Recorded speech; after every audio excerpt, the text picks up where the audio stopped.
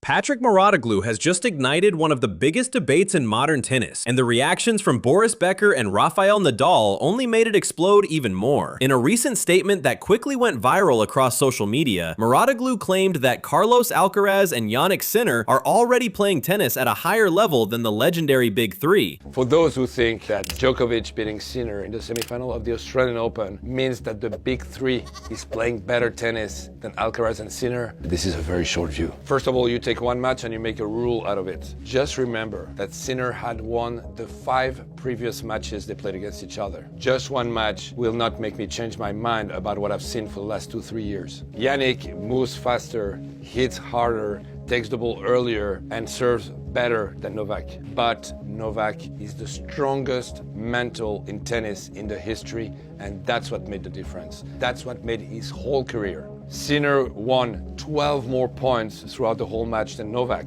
but he lost because Novak won the big ones, the ones that counted the most. Novak is not a better tennis player than Sinner, but he's the biggest competitor in the history, and he was better than Jannik Sinner on that match. According to Mouratoglou, the speed, intensity, physicality, and overall level of today's top players has surpassed what we saw during the peak years of the sport's greatest era. Mouratoglou explained that while Novak Djokovic may still win big matches, including recent victories over Sinner, single results don't change the bigger picture. In his view, tennis has evolved, and Alcaraz and Sinner represent a new standard: faster rallies, heavier shots, more athletic movement, and relentless pressure from the baseline. He emphasized that comparing trophies alone misses the point, because the game itself has changed. As expected, that take didn't go down well with everyone, especially not Boris Becker. The former world #1 and 6-time Grand Slam champion responded directly to Mouratoglou on social media, making it very clear that he disagrees. Becker wrote that Mouratoglou is alone with this opinion, strongly defending the legacy of the Big Three. For Becker, dominance over time matters more than peak level, and Federer, Nadal, and Djokovic didn't just play great tennis, they ruled the sport for nearly 2 decades.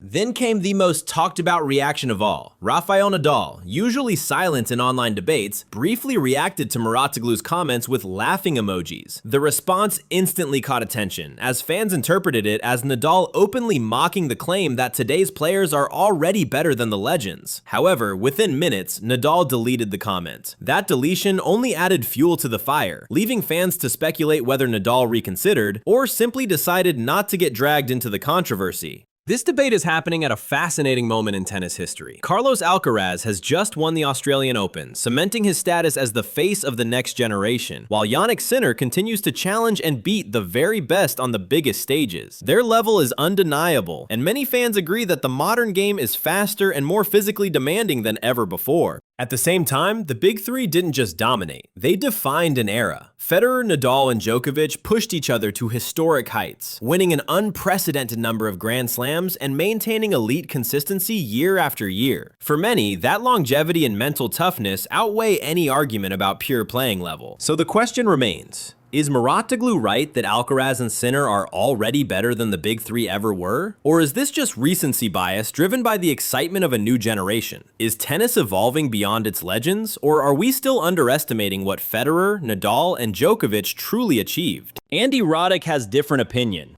Simply has just walked into the conversation with the best of all time. There's only so many people on earth that can walk around and say to any Grand Slam venue and be like, oh, I won here too. The youngest to have ever done it by a couple of years, edging out Rafa. And then after Rafa, it jumps too. It's not as if there's like Rafa and then there's like 3 people close like within a year. How lucky is tennis that after the Big Three, Big Four, you have this guy whose game you can't take your eyes off of. And he becomes the first man in the Open era to win each slam in his first finals appearance, joining the only other person on the planet to do it, which is one Serena Williams. All of those achievements are so easy for any sports fan to understand, and doing it before 23 years old is insane. I'd won all of the things before Rafa, Roger, Novak, Borg. I don't know that we had to have a crystal ball to know what Novak had to do. It's kind of what we said. He came out, he was going massive. Like, he was not leaving anything in the tank. I think he knew that cat and mouse with Carlos, where if we're taking pace off him deflating, it's just hard because when you give Carlos more time, you're also giving him more options. Then he has time, then he brings in drop shots, then he brings in the mix of pace, which Carlos did off the return. He had to serve and volley, he had to disrupt.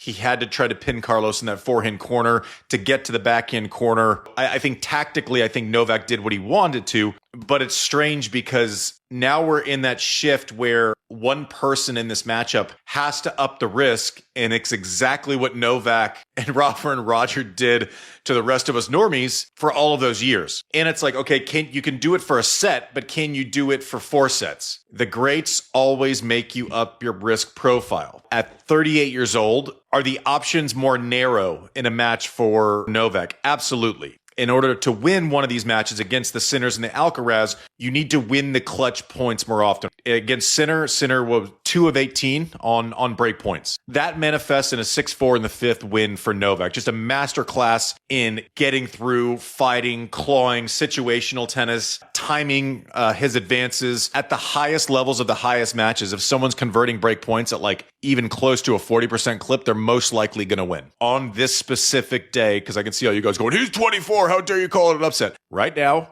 on this specific day, that would have been an upset. And that's okay to say. I think Carlos was the favorite going into this match.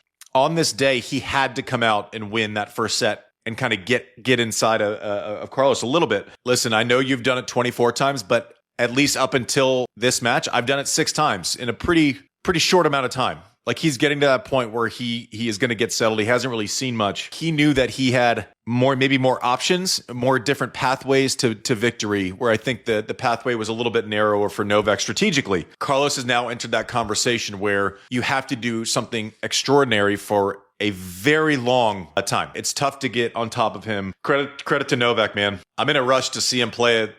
French Open, I think, is difficult at this point. Like, you need your body more and you need to be able to play defense. But, like, I don't know. The only thing I'm in a rush is to see him try at Wimbledon again. He knows that I'm Novak. I can maybe pull off a miracle. I have that. It lives inside of me, right? These little miracles live inside of me. That's what happened against Sinner. After the U.S. Open last year, he's like, I don't know if I can go through Sinner and Alcaraz back-to-back in 5 sets. He probably still doesn't know that. The depressing part is you take out one and then you got the other one. I mean, that match against Sinner is going to be one of my favorite matches that he's played. This kind of, you don't want to say underdog because that's disrespectful, but like this moment in time is going to be really appreciated. Like, making the semis of every fucking slam at this age, like, no hiccups, no exceptions. And I know he got a default. Stop. Sometimes you're lucky, sometimes you're not. This guy's made a whole lot of luck in his career by virtue of being really, really good. Listen, Novak, Roger, Rafa, they set the example to where, Carlos doesn't think impossible exists now. Let me know what you think in the comments. Do you agree with Muratoglu, or are Becker and Nadal right to push back? And where do Alcaraz and Sinner really rank in tennis history right now?